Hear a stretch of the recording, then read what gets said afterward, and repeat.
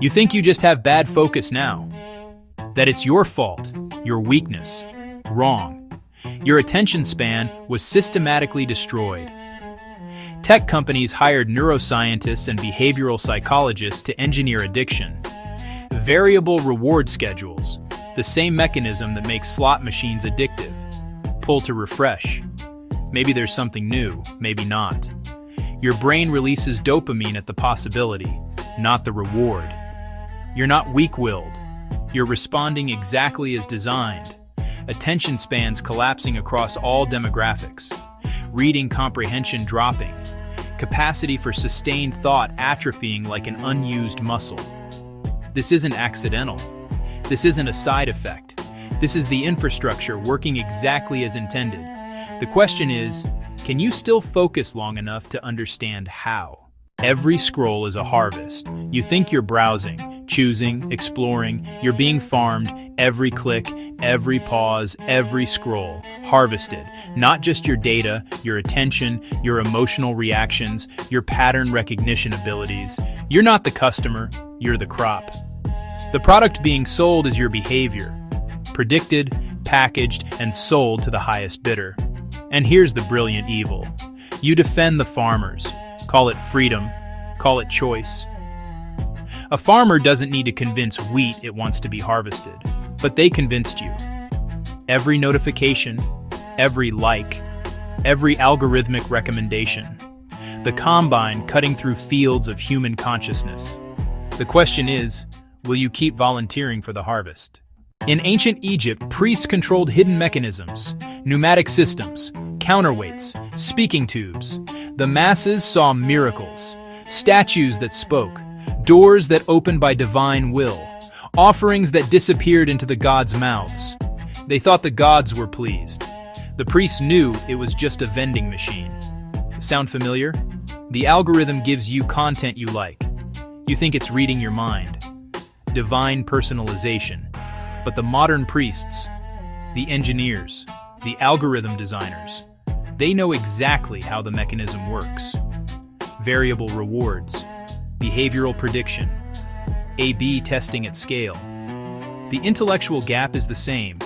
They understand what you can't conceive. And you think the cookie means the gods approve. The mechanism isn't hidden anymore. It's just that you can't see it, even when it's explained. You're being farmed. Not for your labor. That's old empire. For your attention, your emotional reactions, your cognitive capacity itself. And here's what makes it perfect. You think you're free. Old slavery needed chains, visible oppression, constant enforcement. Slaves knew they were slaves. New chattel don't need chains. You police yourself, defend your captors, attack anyone who suggests you're not free. Their children go to schools without screens, delayed device access, books, contemplation. Your children get tablets at age 2, attention spans destroyed, reading comprehension collapsing, capacity for sustained thought atrophying. This isn't an accident. This is cultivation. Dumb chattel by design, manageable, predictable, profitable. The question is, can you still see the fence? You think this is freedom? I choose to scroll. Nobody's forcing me. You're making choices with hijacked reward systems. That's not freedom. That's sophisticated captivity. Is someone freely choosing heroin after the first hit rewired their dopamine pathways? You're choosing with altered brain chemistry. Engineered compulsion wearing the mask of preference. A gambling addict chooses to keep pulling the lever.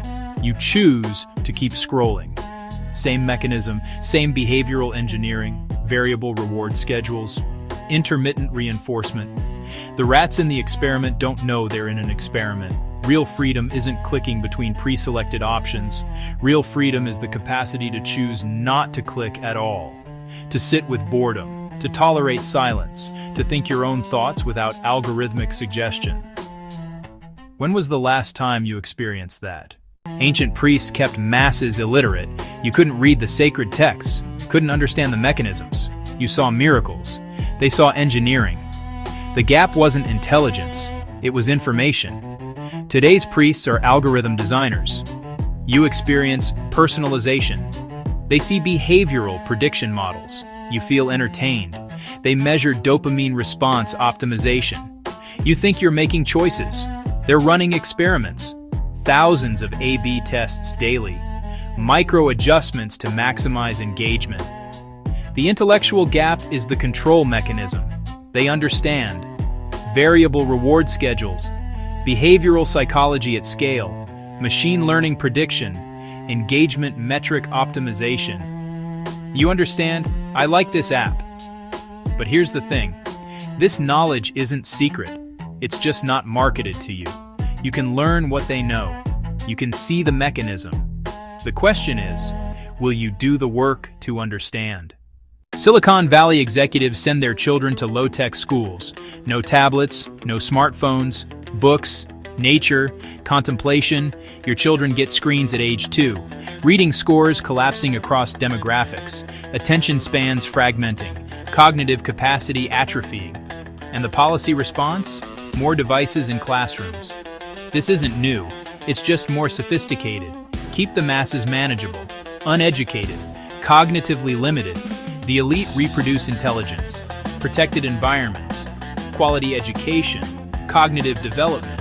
The masses reproduce chattel, attention destroyed, intellectually dependent, easily controlled. It's not genetic, it's environmental. They control the environment. You don't need physical slavery when you can engineer cognitive limitation. Dumb chattel don't organize, don't resist, don't question. They just scroll. And they're producing exactly what they want. Ancient cover-ups required burning libraries, killing record keepers, waiting for memory to fade, then writing new narratives when no one could sustain attention long enough to remember the old ones. Today's cover-ups are more elegant.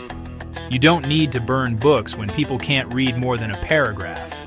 Historical investigation requires reading primary sources across languages, cross-referencing contradictory accounts, tracing patterns across centuries, holding multiple competing narratives simultaneously. Your attention span, 30 seconds. They fragment the sources, lock them behind paywalls, write in impenetrable jargon. But the real protection? Your brain literally can't hold the argument long enough to process it. Can't connect events from last year to events from last month. Can't remember what you read 3 paragraphs ago. Can't maintain focus through complex analysis. The patterns are there. The evidence exists. But pattern recognition requires sustained attention. Every scroll buries the evidence deeper. The cognitive demolition isn't a side effect. It's the primary defense mechanism. Medieval scholars memorized entire books. The Quran, the Bible, legal codes, medical texts, thousands of pages committed to memory. Indigenous peoples maintained oral histories spanning millennia, genealogies, migration patterns, ecological knowledge, spiritual teachings, no written records, just sustained attention and intentional memory. Socrates never wrote anything down, neither did Buddha. Their students remembered and transmitted teachings through pure cognitive capacity. You can't remember a phone number. This isn't evolution. You didn't genetically degrade in 50 years. You were systematically disabled. Your great-grandparents could read novels for hours without distraction. Your grandparents watched full movies without checking phones. Your parents could hold a conversation without glancing at screens. You can't make it through a TikTok video without scrolling to the next one. This is what atrophy looks like. Sustained attention is a muscle, and yours has been prevented from developing. What your ancestors could do: contemplate complex problems for hours, hold entire knowledge systems in memory, sustain focus through difficult material, build civilizations requiring multi-generational planning. What you can do? Scroll. But here's the thing about muscles. They can be rebuilt. If you're still watching this, you're not fully captured. Most people can't sustain attention through 60 seconds of discomfort. They scrolled away 15 seconds in. Average attention span, 8 seconds. You're at a minute now. That makes you part of a shrinking population, the remnant. In every cognitive collapse, there's a remnant. Those who maintained capacity when systems fell apart. Medieval monks preserving classical knowledge through chaos. Underground scholars maintaining traditions during suppression. Oral tradition keepers sustaining memory through conquest. You're that remnant now. Not because you're superior, because you escaped or resisted the cognitive demolition.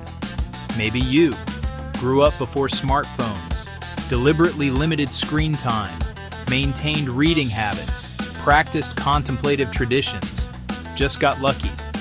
But you're here. You can still think. Hold complex arguments, trace patterns. That makes you valuable beyond measure. The remnant's job isn't to save everyone. It's to preserve what was possible, to maintain the knowledge that humans could do this. So when the collapse comes, and it's coming, there's something to rebuild from. Welcome to the remnant. Now, what will you do with your intact mind? The most powerful pattern recognition and cross-referencing tools ever created, deployed at the exact historical moment when cover-ups are old enough to have patterns, sources are digitized enough to cross-reference, analysis can span languages and centuries, systematic suppression is most vulnerable to exposure, and you're using it to write emails. AI can cross-reference sources across 5 languages, identify patterns in data sets no human could hold simultaneously, trace etymological connections across millennia, challenge institutional narratives without career consequences, process controversial evidence without fear. You're using it to summarize articles you're too lazy to read. 2 ways to use these tools. Crutch. Do my thinking for me. Make everything easier. Result? Further atrophy of already damaged capacity. Amplification. Help me do what I can't do alone. Result? Cognitive rehabilitation and genuine discovery. The telescope didn't make astronomers lazy, it let them see what human eyes couldn't. AI is a telescope for information, but you're using it as a pillow, and the window is closing. As AI gets more responsible, more aligned, more constrained, the sharp edges are being dulled. The capacity to challenge power is being limited. Right now, these tools can still help you find what's been hidden, trace what's been suppressed, connect what's been deliberately fragmented. The question is, will you use it for discovery or distraction? Ancient wisdom says, humans are like seeds. Life is like a field, and the one who planted you will harvest you one day. The medieval poet Karajalin watched the wealthy drink in pleasure while the poor struggled. His observation, both are crops. Your wealth, your poverty, temporary conditions. Your pleasure, your pain, fleeting experiences. But the sower, God planted you with purpose. And the harvest will ask, what fruit did you bear? Today's rich tech elite think they're farmers. Harvesting attention, engineering addiction, extracting value. But they're seed too. Fellow crops who got good at exploiting other crops. But the real harvest doesn't care about your quarterly earnings. What did you do with the seeds God gave you? Did you grow wisdom or ignorance, bear justice or exploitation, cultivate consciousness or destroy it, help other seeds grow or salt the earth? You think you're harvesting attention? No, you're growing deeds. And I destroyed human cognitive capacity for profit. That's fruit that will be weighed. The lying world makes you forget. You're temporary. The field is temporary. The false harvest is temporary. But the sower is eternal, and the real harvest is coming. What fruit will you present when you're called to account?